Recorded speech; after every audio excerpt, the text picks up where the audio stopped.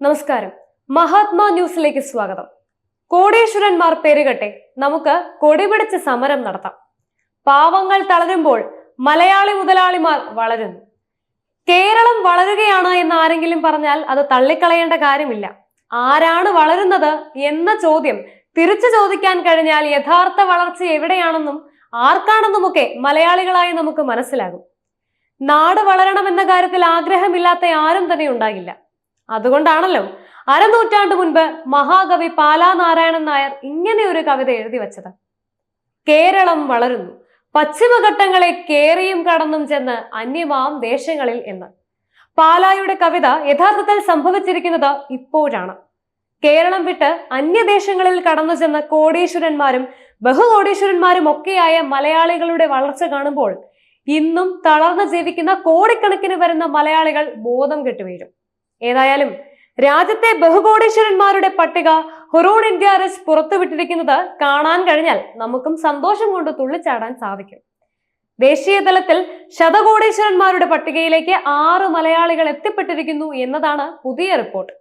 ഇവരെല്ലാം എങ്ങനെ ഇത്ര കണ്ട് വലിയ സാമ്പത്തിക വളർച്ചയിലേക്ക് എത്തി എന്നത് ആരെയും അത്ഭുതപ്പെടുത്തുന്ന കാര്യങ്ങളാണ്. അതിസമ്പന്നന്മാരുടെ പട്ടികയിൽ ദേശീയ തലത്തിൽ 40ാമത്തെ സ്ഥാനത്താണെങ്കിലും കേരളത്തിൽ ഈ പട്ടികയിൽ ഒന്നാമതെത്തിയിരിക്കുന്നത് പലപ്പോഴും ഈ പട്ടികയിൽ സ്ഥാനം പിടിച്ചിട്ടുള്ള MA യൂസഫ് അലി എന്ന ലുലു ഗ്രൂപ്പിന്റെ ചെയർമാനാണ്. 55,000 കോടി രൂപയാണ് യൂസഫ് അലിയുടെ ആസ്തിയായി റിപ്പോർട്ടിൽ പറഞ്ഞിരിക്കുന്നത്. കേരളത്തിലെ അതിസമ്പന്നന്മാരുടെ 2ാമത്തെ സ്ഥാനത്തേക്ക് കടന്നു വന്നിരിക്കുന്നത് ജ്വല്ലറി ഗ്രൂപ്പിന്റെ ഉടമയായ ജോയി ആലുക്കാസ് ആണ്. 42,000 കോടി രൂപയാണ് ഇദ്ദേഹത്തിന്റെ സ്വത്ത്. 3ാം സ്ഥാനത്ത് ഇൻഫോസിസ് സ്ഥാപകനായ ക്രിസ് ഗോപാലകൃഷ്ണൻ എത്തിയിരിക്കുന്നു. 32,500 കോടി രൂപയാണ് ഇദ്ദേഹത്തിന്റെ സമ്പാദ്യമായി വെളിപ്പെടുത്തിയിരിക്കുന്നത്.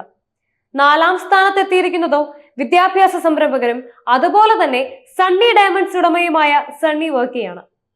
31,500 കോടി രൂപയാണ് ഇദ്ദേഹത്തിന്റെ ആസ്തി.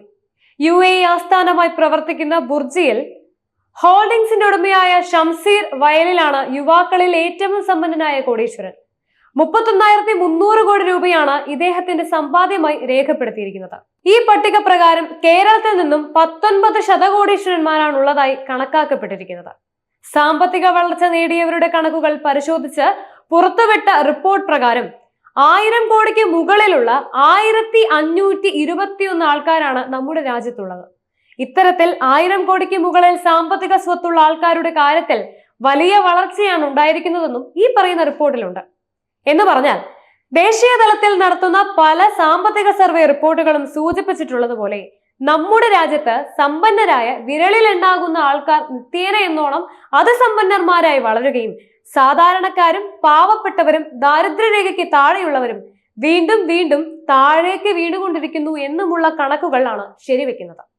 രാജ്യത്ത് മാറി മാറി വരുന്ന സർക്കാരുകൾ അടിസ്ഥാന ജനതയ്ക്ക് പുരോഗതിയിലേക്ക് കടക്കുവാനുള്ള പദ്ധതികൾ നടപ്പിലാക്കുന്നതായി പറയുന്നുണ്ടെങ്കിലും ഇതൊന്നും തന്നെ പറയുന്ന വിധത്തിൽ ഫലം കാണുന്നില്ല. ഇതിന്റെ ഏറ്റവും വലിയ തെളിവാണ് പാവങ്ങൾ കൂടുതൽ കൂടുതൽ പാവങ്ങളായിട്ടും പണക്കാർ വലിയ വലിയ പണക്കാരായിട്ടും മാറുന്ന സാഹചര്യം ഉണ്ടാകുന്നത്. സമ്പന്നരുടെ പട്ടിക പുറത്തുവിട്ട റിപ്പോർട്ടിൽ പറയുന്നത് ദേശീയ തലത്തിൽ ഇപ്പോൾ ഏറ്റവും വലിയ സമ്പന്നനായി നിലനിൽക്കുന്നത് ഗൗതം അദാനി തന്നെയാണെന്നാണ്.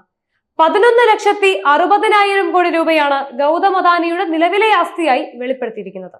2ാം സ്ഥാനത്തോ 10,14,000 കോടി രൂപയുടെ ആസ്തിയുള്ള മുകേഷ് അംബാനിയും ഉണ്ട്. 3ാം സ്ഥാനത്ത് ദേശീയ കണക്ക് പ്രകാരം HCL കമ്പനി സ്ഥാപകനായ ശിവനാടാരാണ് ഉള്ളത്. 3,14,000 കോടി രൂപയാണ് ഇയാളുടെ ആസ്തി. ഇപ്പോൾ രാജ്യത്തെ അതിസമ്പന്നന്മാരുടെ പട്ടികയിൽ ഏറ്റവും മുന്നിൽ നിൽക്കുന്ന അദാനിയും അംബാനിയും എങ്ങനെയാണ് അതിസമ്പന്നന്മാരായി വളർന്നത് എന്ന കാര്യത്തിൽ ഇപ്പോഴും പലതരത്തിലുമുള്ള ആരോപണങ്ങൾ നിലനിൽക്കുന്നുണ്ട്. ബാങ്കുകളിൽ നിന്നും വലിയ തോതിൽ വായ്പ വാങ്ങി സർക്കാരിനെ വിലക്കെടുത്ത് ആ സഹായം വഴി ബാങ്ക് വായ്പകൾ എഴുതിത്തള്ളുന്ന ഏർപ്പാട് വരെ രാജ്യത്തുണ്ടായത് വലിയ വിവാദം ഉയർത്തിയിരുന്നു. രാജ്യഭരണത്തിലേക്ക് BJPയും നരേന്ദ്രമോദിയും കടന്നു വന്നതോടുകൂടിയാണ് അംബാനി, അദാനി തുടങ്ങിയ മുതലാളിമാർ ബഹുകോടീശ്വരന്മാരുടെ അത്യുഗ്രൻ വളർച്ചയിലേക്ക് മാറിയതെന്നും പറയപ്പെടുന്നുണ്ട്. അദാനി ഗ്രൂപ്പും അംബാനി ഗ്രൂപ്പും ഒക്കെ BJP എന്ന രാഷ്ട്രീയ പാർട്ടിക്ക് പ്രവർത്തന ഫണ്ടായി ആയിരക്കണക്കിന് കോടി രൂപ കൈമാറിയതിനുള്ള രേഖകളും മറ്റു തെളിവുകളും നേരത്തെ തന്നെ പുറത്തു വന്നിട്ടുള്ളതുമാണ്.